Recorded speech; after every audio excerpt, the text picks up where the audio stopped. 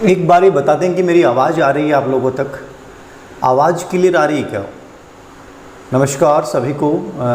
एक बार बता दें कि आवाज़ आ रही है क्या मेरी? ओके ओके ओके, आवाज़ आ रही है एकदम सही। आपका जवाब नहीं आ रहा, उसके बाद शुरू करूँगा मैं। अरे बता दो रे, आवाज़ आ रही है क्या? वेरी गुड इवनिंग सर, आज जीत गए, बहुत बढ़िया बात है। मुझे बता दें आवाज़ आ रही कि नहीं आवाज़ आ रही, क्योंकि थोड़ा सा सेटअप प्रॉब्लम थी, तो पता नहीं आवाज़ का मुझे क्या आ रही है, नहीं आ रही, आ रही है। वेरी गुड, आ रही है, चलो ठीक है। एक बार तो आप सभी को बधाई कि आप लोगों का पेपर बहुत अच्छा हुआ है। जहाँ तक मुझे हर स्टूडेंट्स के कॉल आए, मैसेज आए, पिछले 3 दिन से आप लोगों को खूब आशीर्वाद दे रहा था, खूब सारे ब्लेसिंग्स दे रहा था। हर बच्चा मुझे कॉल कर रहा था कि सर एग्ज़ाम जाने से पहले एक बार आप एक शब्द बोल दो, तुम जीत जाओगे। और कोशिश की मैंने आप लोगों तक इस शब्द को पहुंचाने की। मेरा उद्देश्य कोई बड़ा नहीं था, मैं कोई महान टीचर नहीं हूं और ना मैं कोई बहुत बड़ा एक्सपर्ट। बस मेरी थीम यही थी कि आपके अंदर पॉजिटिविटी को बनाए रखना, आपके कॉन्फिडेंस को बनाए रखना, आपको ये उम्मीद दिखाना कि तुम कुछ भी कर सकते हो। आज आपका पेपर हो सकता है किसी का बहुत अच्छा हुआ है, किसी का खराब भी हुआ होगा, किसी को पेपर लेट मिला, जल्दी चला गया, कुछ पर्सन गलत हो गए, बहुत सारे सवाल हैं आप लोगों के। मैं आप लोगों के साथ बहुत आराम से बातें करूंगा। दोनों पेपर साइकोलॉजी के दोनों में सॉल्यूशन करवा रहा हूं। लेवल 2 का पहले करवा रहा हूं और लेवल 1 का उसके बाद करवा रहा हूं। और विशेष बात यह थी कि बहुत अच्छा अपना रिजल्ट रहा, बहुत अच्छा अपना रिस्पॉन्स रहा। विशेष रूप से अवनी साइकोलॉजी का पेज नंबर सहित मैं आपको बता सकता हूं किस पेज से कौन सा प्रश्न पूछा गया है। यह बहुत बड़ी बात थी और यह सब आपके विश्वास से हो पाया। मैं एक निमित्त था उस लक्ष्य तक पहुंचाने का, लेकिन जो कुछ किया है वो केवल आपने किया है। मैं आपकी सफलता का कोई श्रेय नहीं लेना चाहता। मैंने ऐसा कुछ भी नहीं लिखा है, मैंने वही लिखा जो बुक्स में है, ठीक है। तो मेन बात मुद्दा ये था कि पेपर का लेवल कैसा था। कुछ जगह से ये खबरें आई कि सर पेपर खुला हुआ मिला है। एक अलवर से एक बच्चे का मेरे पास फोन आया था सुबह कि सर हमें पेपर 11 सवा 11 बजे तक पेपर नहीं दिया गया, उसके बाद सभी विद्यार्थी बाहर आ गए और कंप्लीटली सभी बच्चे एग्जाम देने से वंचित भी हो गए। ये बहुत बड़ा दुर्भाग्य है और मैं कहूंगा कि यदि ऐसा हुआ है तो उन बच्चों के साथ इंसाफ किया जाना चाहिए। ये किसी भी बच्चे के साथ हुआ है। पेपर यदि खुले मिले हैं, पेपर लेट मिले हैं, तो कहीं ना कहीं हमारी व्यवस्थाएं असफल हुई हैं। उस जिले का जिला कलेक्टर प्लस जो भी व्यवस्थाएं सब असफल हुई, यदि ऐसा वास्तव में हुआ है तो। मुझे नहीं पता क्या सच्चाई है क्या नहीं है, मैं बात यही कर रहा हूं। वो बच्ची रो रही थी फोन पे, तो मुझे लगा कि ये गलत हुआ है यदि ऐसा हुआ है तो। उम्मीद करता हूं कि तुम सब लोगों का साइकोलॉजी का पेपर बहुत बेहतरीन हुआ है, मुझे इतना पता है, ठीक है।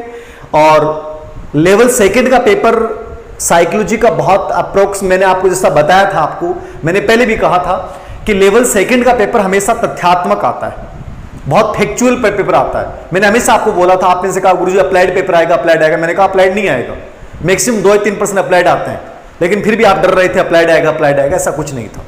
2nd लेवल का पेपर साइकोलॉजी का आसान था।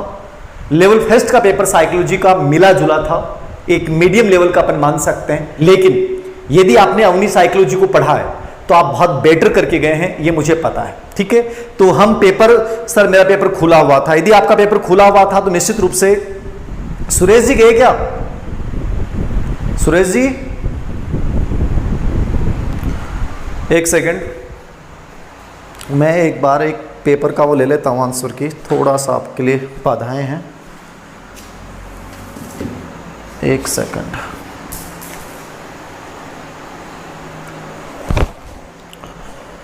हाँ सर, मेरा पेपर खुला हुआ था और आगे से ही खुला हुआ था। देखिए, यदि आपका पेपर आगे से खुला हुआ था तो मैं अच्छी सिचुएशन से नहीं मानता हूँ इसको, ठीक है ना। मैं निश्चित रूप से इस सिचुएशन को अच्छी नहीं मानता हूँ। यदि ऐसा किसी भी रूप में आपके साथ हुआ है, आपका पेपर खुला हुआ था, ठीक है, तो किसी भी रूप में मैं इसको सही नहीं मानता हूँ, गलत था वो। एक सेकंड में और बाधा उत्पन्न कर रहा हूँ, आराम से अपन रहेंगे क्योंकि अब पेपर तो आपने दे ही लिया है, तो अब तो वो टेंशन तो है ही नहीं कि गुरुजी क्या होगा क्या नहीं होगा, ठीक है। थोड़ा सा थोड़ी सी बाधाएं हुई हैं, कोई बात नहीं है। अब अपन शुरू करेंगे इस पेपर को सॉल्व करना, ठीक है। लेवल सेकंड का पेपर अपन सबसे पहले देख रहे हैं और मैं लेवल की भी चेक कर लूंगा, आप लोगों का अपना आंसर भी आप इसके अकॉर्डिंग चेक कर लीजिएगा, कैसा क्या आप लोगों ने किया है, याद रखना, ठीक है ना। कैसा आप लोगों ने किया है ये देख लीजिएगा। बाकी पेपर जो था वो नॉर्मल था, मैंने कहा है, और आराम से आप कर सकते हैं। ये मैंने पेज नंबर सहित बनाए थे, कई बच्चे कहते हैं गुरुजी प्रूफ दो, इसलिए मैं प्रूफ के सहित उपस्थित हुआ हूँ। और टाइम भी इसलिए लग गया थोड़ा सा क्योंकि वक्त लग जाता है। सर मेरा भी खुला हुआ था, कोई बात नहीं है। अब खुला हुआ था, क्या हुआ था, गवर्नमेंट क्या मानती है क्या जानती है मुझे नहीं पता। हाँ ये बात अलग है कि ये पेपर यदि किसी का खुला हुआ भी था और किसी ने नहीं भी खुला हुआ था तो साइकोलॉजी में विशेष रूप से ज़्यादा फर्क नहीं पड़ना था, क्योंकि इसमें पर्सन आप आराम से कर सकते थे। मुझे रूम नहीं मिला फिर मेरा हौसला टूट गया, ये गलत बात है गुड्डी जी, ऐसा मत कीजिए। मैंने आपको पहले कहा था धीर सर के स्टूडेंट हो, उम्मीदें हौसले बहुत गजब के रखिए। कुछ विसंगतियां होती हैं लेकिन अंतिम समय तक हिम्मत। सेकंड ग्रेड की वैकेंसी आ रही है, फर्स्ट ग्रेड की वैकेंसी आ रही है, आपको हिम्मत नहीं हारनी है।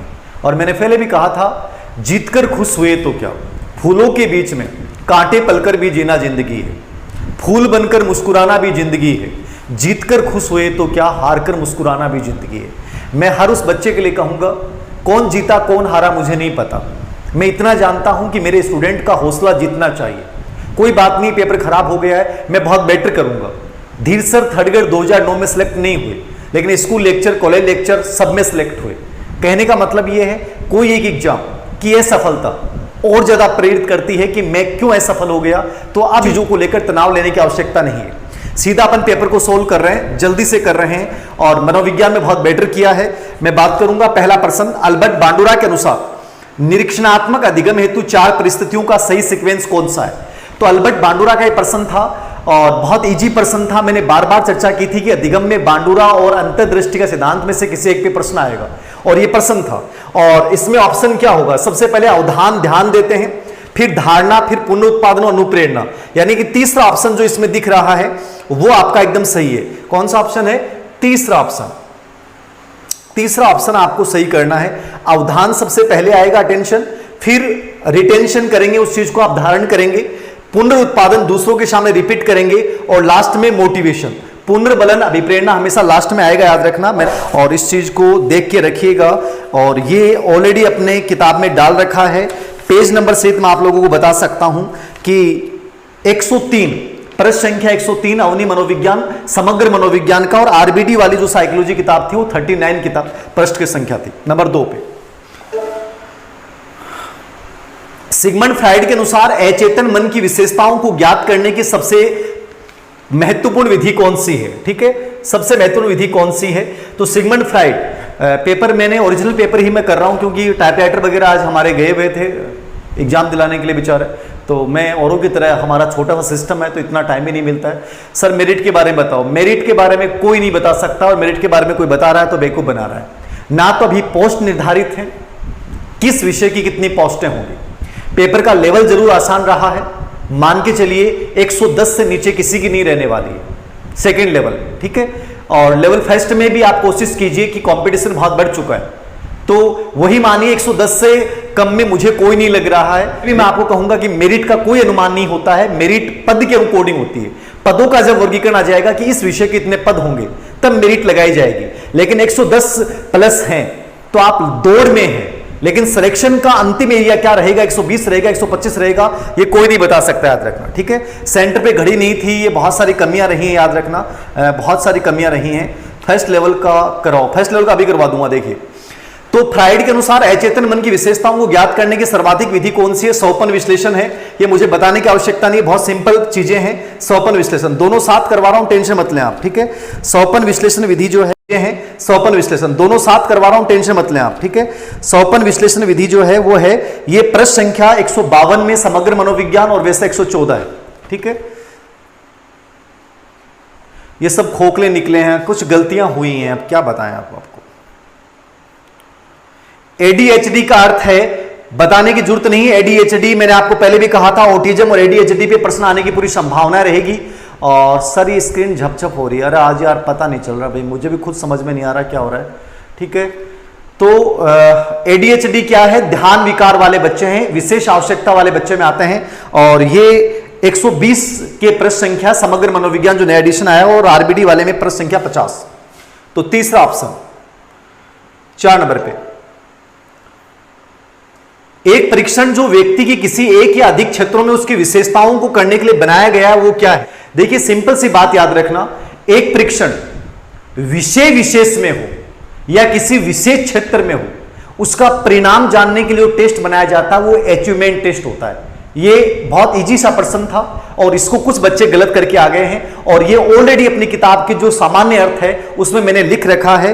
तो ये भी आपका एकदम से क्लियरली हमने इस चीज को लिख रखा है कि कहां है ये प्रश्न, मैं बता देता हूं। प्रश्न संख्या में प्रश्न संख्या 196 आरबीडी वाले में और वैसे 276 समग्र मनोविज्ञान में क्लियरली ये लैंग्वेज लिखी हुई है। अवनी मनोविज्ञान में क्लियर लैंग्वेज लिखी हुई है। प्रश्न संख्या 276 पे उपलब्धि परीक्षण क्या हो जाएगा, उपलब्धि परीक्षण हो जाएगा। नेक्स्ट, कुछ टेक्निकल प्रॉब्लम्स हो सकती है। भारतीय संविधान के कौन से संशोधन द्वारा शिक्षा का अधिकार सम्मिलित किया गया है। याद रखना, लेवल सेकंड का पेपर कदापि स्तरीय नहीं था। लेवल सेकंड का पेपर आरबीसी के ब्लूप्रिंट के अकॉर्डिंग नहीं था, एकदम से स्तरहीन पेपर था। जहां से प्रश्न आने चाहिए थे, आरटी से 1 प्रश्न आना था, 3 प्रश्न आ गए, ठीक है। मतलब जहां व्यक्तित्व से 3 प्रश्न आने थे, 1-2 प्रश्न आ गए। मोटिवेशन से प्रश्न पूछा ही नहीं गया, समायोजन से प्रश्न पूछा ही नहीं गया, ठीक है। मतलब अधिगम प्रतिफल से प्रश्न पूछा ही नहीं गया। स्तरहीन पेपर जो था वो था लेवल सेकंड का। आप इस बात का दावा कर सकते हैं कि क्या पेपर बनाया आपने, मतलब ब्लूप्रिंट को कहीं भी फॉलो नहीं किया गया। स्तरहीन पेपर, जिस बिंदु में से प्रश्न बनना चाहिए था वहां से प्रश्न बना ही नहीं, तो स्तरहीन पेपर कहूंगा मैं, याद रखना। अभी भी स्क्रीन सही नहीं हो रही क्या, इजी था, ठीक है। 86वां संविधान संशोधन हो जाएगा ये। अब देखो आरटी 2009 का केवल 4था अध्याय दे रखा, लेकिन ये प्रश्न पूछ लिया, लेकिन अपने अपनी किताब में इस चीज को डाल रखा था। 86वें संविधान संशोधन वाला, प्रश्न संख्या 263 और आरबीडी में 183। नेक्स्ट, शिक्षा के अधिकार अधिनियम 2009 में शिक्षक के लिए प्रति सप्ताह न्यूनतम कार्य दिवस कितने हैं। मैंने बहुत बार डाउटफुल, मतलब अपनी जो डाउटफुल सीरीज में जो बच्चा देख गया उसका भी पेपर सही हो जाएगा। डाउटफुल सीरीज में लगभग प्रश्न आ गए, डाउटफुल वाली किताब में से लगभग प्रश्न आ गए, ठीक है ना। उसी में से बहुत सारे प्रश्न आए। शिक्षा का अधिकार अधिनियम 2009 में शिक्षक के कार्य दिवस 45 है, ठीक है। मतलब आरटी 2009 में से 3 प्रश्न। ये कौन सा पैटर्न है साहब, ये कौन सा लेवल आप लोगों का। थोड़ी बहुत तो शर्म करते हैं कि यार आरटी 2009 में से 1 प्रश्न आना है, 6 प्रश्न आने हैं टॉपिक में से। कोई स्टैंडर्ड नहीं, कोई ब्लूप्रिंट को फॉलो नहीं किया इन लोगों ने, मजाक बना दिया एक प्रकार से। एकदम स्तरहीन कहूंगा मैं, गलत बात होती है ये, एकदम से स्तरहीन था। ब्लूप्रिंट के अकॉर्डिंग फॉलो ही नहीं किया गया। लेवल फर्स्ट का पेपर फिर अच्छा था, लेवल सेकंड का पेपर कदापि स्टैंडर्ड के लिए। अब इंटेलिजेंट बच्चा इसमें नुकसान झेलता है, प्रतिभाशाली बच्चे को बहुत नुकसान हुआ इस पेपर में। मतलब गधे और घोड़े एक कर दिए, घोड़े और गधे कर दिए, याद रखना। घोड़ों को नहीं मिल रही हरी घास, गधे खा रहे हैं डाबर च्यवनप्राश, ये स्थिति कर दी इन लोगों ने। पेपर का लेवल होना चाहिए था, स्टैंडर्ड होना चाहिए था। ऐसा होना चाहिए था कि जिस बच्चे ने तैयारी की मजा आ जाए, मजाक बना के रख दिया। कोई बात नहीं, लेकिन क्या कर सकता हूं, गुस्सा तो बहुत आता है मुझे। अगला प्रश्न, विद्यालय के प्रधानाचार्य द्वारा विद्यार्थियों की विभिन्न संवेगात्मक समस्याओं को जानने और दूर करने के लिए, ये मैंने आपको पहले भी कहा था, एक्शन रिसर्च जब समझाया था, विद्यालय की 4 दीवारी के भीतर विद्यालय के कार्यकर्ताओं द्वारा किया जाने वाला रिसर्च अनुसंधान। प्रधानाचार्य, हेडमास्टर, प्रिंसिपल हो गया प्रधानाचार्य, टीचर और जो प्रबंधक है, वो सब किसमें आ जाए, एक्शन रिसर्च में। तो एक्शन रिसर्च ये सब प्रश्न दिए हुए हैं, ऐसा कोई प्रश्न नहीं है जो नहीं दिया हुआ है, याद रखना, ठीक है। ऐसा कोई प्रश्न नहीं है जो नहीं दिया हुआ है। ये आपका प्रश्न संख्या में बता दूं आप लोगों को, वैसे बताने की जरूरत नहीं है, फिर भी बता देता हूं। प्रश्न संख्या 285 समग्र मनोविज्ञान में और वैसे 179, याद रखना। एक्शन रिसर्च हो गया। कौन सा सिद्धांत परिणामों द्वारा सीखने संबंधित है। हमने डाउटफुल सीरीज में इस प्रश्न की चर्चा की थी। डाउटफुल सीरीज में मैंने इस प्रश्न की चर्चा की थी और आपको बताया था परिणाम जहां आ गया वहां आपको क्या करना है, स्किनर। जिन बच्चों ने मेरी ऑफलाइन क्लासेस ली उन बच्चों को एज इट इज ये बात याद है, मैंने कहा था कि परिणाम शब्द जहां कहीं आ जाए वहां स्किनर करके आना है। ठीक है, तो स्किनर करना था इस प्रश्न का आंसर। तो आंसर क्या हो गया, स्किनर। एकदम से लाइन लिखी हुई है सेम टू सेम। यार ये आज एक बिल्कुल सही कह रहे हो सर आप, ये मजा नहीं आ रहा आज, ये कंप्यूटर क्या कर रहा है पता नहीं। मनोविज्ञान में है, ठीक है, ओके, पेज नंबर रहने दें, सही कर रहे हैं बच्चे। जब वर्तमान स्कीमा का प्रयोग बाह्य जगत के विश्लेषण हेतु करते हैं तब उससे क्या कहते हैं, वर्तमान जगत का विश्लेषण जब बाह्य जगत के विश्लेषण हेतु करते हैं तो क्या होगा, याद रखना। तो इसमें क्या होगा, रुक रहा है क्या वीडियो, वीडियो रुक रहा है क्या, बताएं मुझे, ऐसा लग रहा है कि रुक रहा हो जैसा। आज मज़ा नहीं आ रहा, उन्होंने मूड ही ऑफ कर दिया आज तो इस कंप्यूटर सेटअप में, अटक रहा है, अभी भी अटक रहा है। एक सेकंड रुक गया वीडियो, एक मिनट देखने दो मेरे को।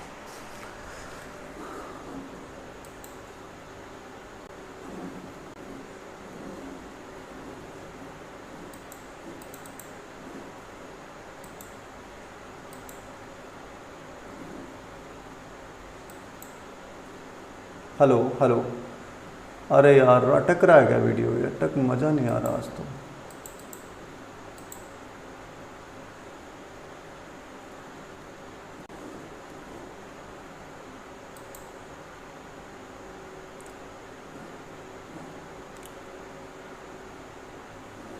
हेलो हेलो, मैं एक बार दोबारा लाइव लेके कर रहा हूँ, एक बार दोबारा स्ट्रीम डाल के कर रहा हूँ इसको, यदि सही हो जाए तो।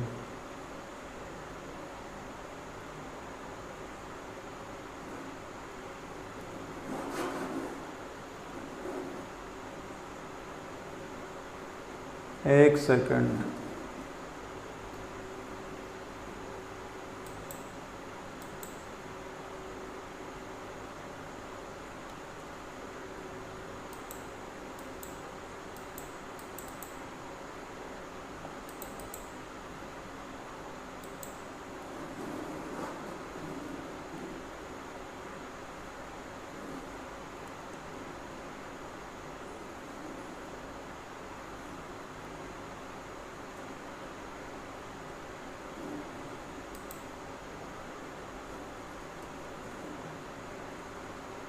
आवाज़ तो आ रही है आप लोगों के पास, मैं देख रहा हूँ इसको, या तो मैं दोबारा एक बार दोबारा शेड्यूल डाल के करता हूँ एक बार इसको, यदि हो जाए तो, ठीक है ना, एंड स्ट्रीम करके कर रहा हूँ मैं।